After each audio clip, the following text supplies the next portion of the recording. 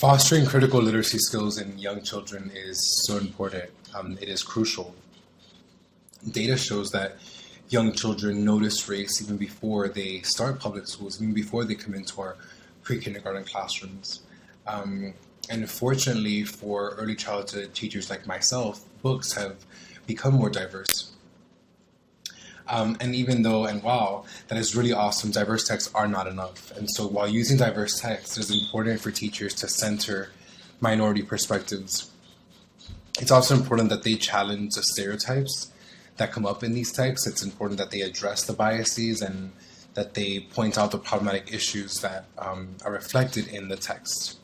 By creating text sets that show the complexities of these issues, both historically and in a contemporary context, teachers can expose and guide children to relevant information paired with critical questioning, and in turn fostering their critical literacy skills. Research shows the most effective teaching model for students include curriculum that reflects their lived experiences and teachers that are competent and compassionate in incorporating culturally affirming practices and content.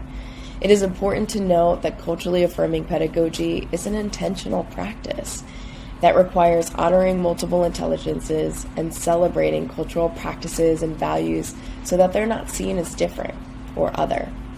In order to develop curriculum that's culturally affirming, we have to first look inward at our own experiences, our stories, and what we've been taught to believe and think.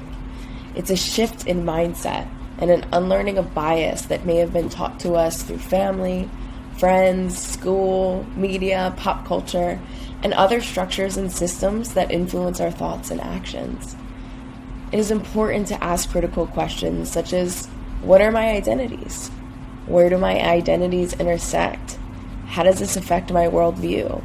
How does this affect what text I bring into the classroom? Personal reflection helps us to connect deeply with students as we strive to connect them with learning.